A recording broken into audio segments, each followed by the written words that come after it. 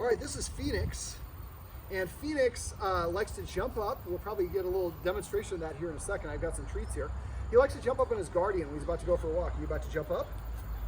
Well, I'll reward that sit for sure. In this video, I'm going to go over something called clicker training. Clicker was something that was created in the 1980s. It's a very distinct sound. We're not to that point yet, but yes. All right, so what I'm going to do is the first thing if you're going to use a clicker is you need to first what we call prime or load the clicker. And to prime or load the clicker, what we want to do is create a good response. So I've got some good treats here in my hand, and when I'm going to do this with a dog on a leash, I like to have my clicker hand, the same hand that the leash is attached to. I've got the clicker here at the end of a little dangly deal so I can have it even if I'm not holding on to it. So what you want to do to prime or load the, and this is exactly what he does to his guardian, just like that.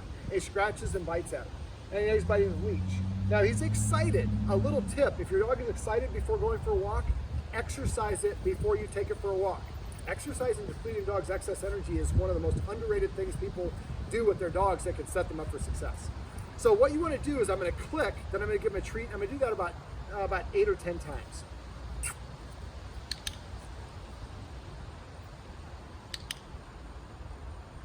So I want the click to precede him getting the treat. Now actually I grabbed a whole bunch, which I shouldn't do. So we're not ready for the sit yet, but I like your instincts. So the click, and if you reach to give your treat, it gives you a little bit of time to get that treat. The click is to indicate when the dog just did what I wanted. Now, not at this point, because that would be not a good time to click, because we're just loading and creating the association. Now, a couple things you never want to do.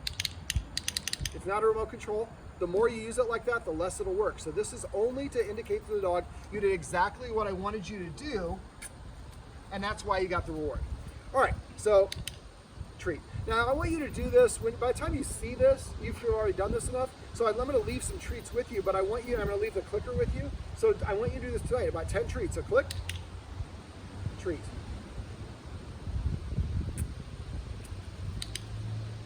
Now we're not doing it for the sit yet, I'm just moving them around. So you just want to do that about 10 clicks and then a treat, maybe one or three times, then you should be good to go.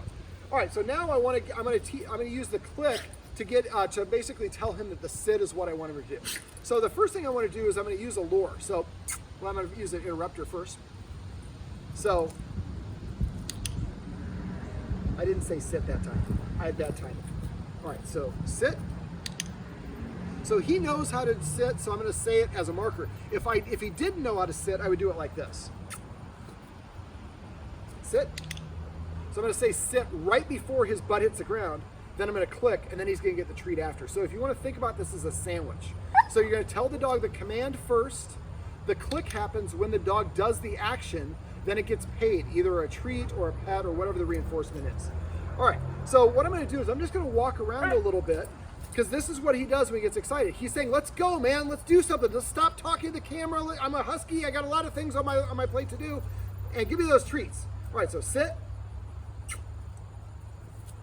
Sit.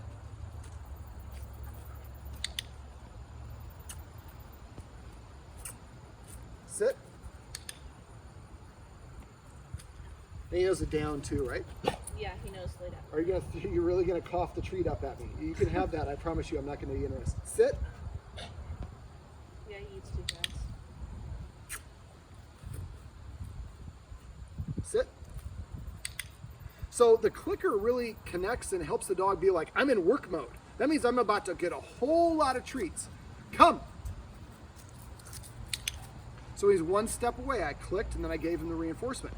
So before you go for a walk, what I'd like you to do, what I want the guardian to do, who's standing right over there, we're not going to show her, is basically I want to have you exercise the dog first. And remember, there's a Goldilocks amount of exercise. In this yard, this is a great yard for fetch. We might say, before a walk, he needs 15 fetches. If we give him 10 minutes to recover, then as soon as we put the leash on him, in the house, before I even leave, I'm going to say, Phoenix, sit. No, that was early. And then I'm going to take a couple steps away, sit. Take a couple steps over here, sit.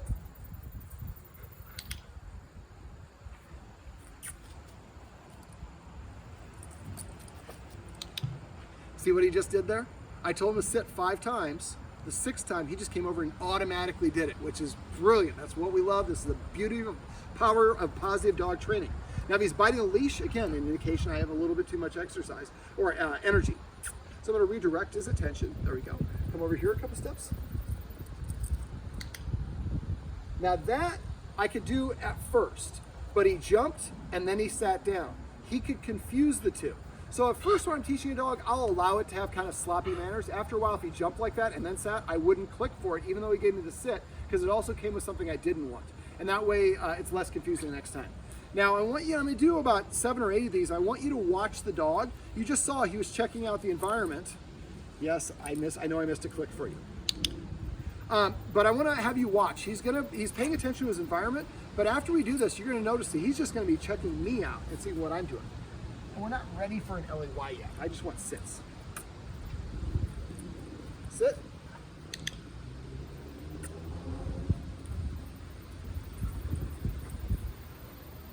Sit.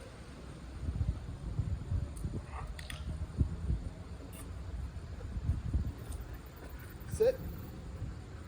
I'm trying to get you to look at the camera because you're handsome. You're just showing your backside. Try that. You can.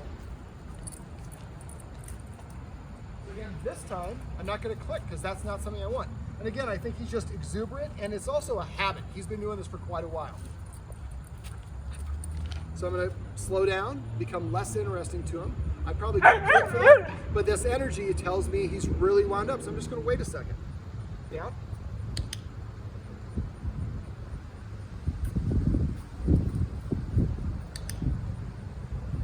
Now, if you notice my gait, I'm slowing down a little bit because he's really excited. Sit.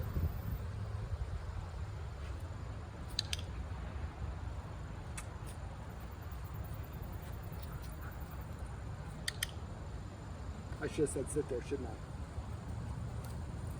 Sit. One more.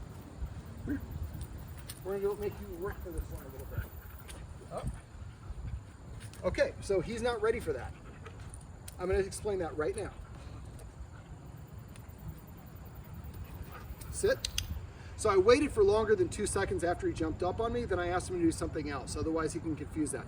So what I wanted to do is I wanted to start elongating the time between that.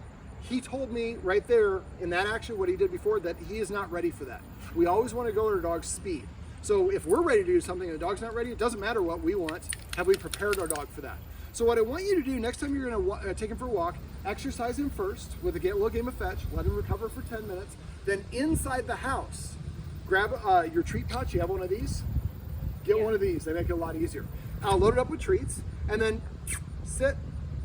Don't ever try to compete with his nose. So he's sniffing whatever I was sitting in or whatever. You're always going to lose if you try to compete with the nose. So I'm just going to wait for him to disengage or slowly disengage. I can try to redirect him, but I'm probably not going to be very successful. And I don't want to fight.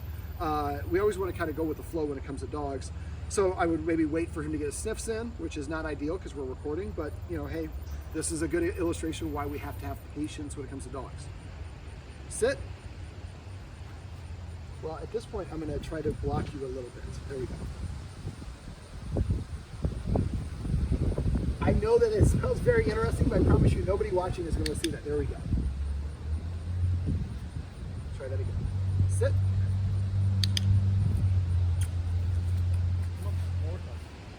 Sit. Sit. All right, so remember that you tell the dog to do what to do if it knows the verbal command. If not, you're going to use your hand to motion it to sit or lay down.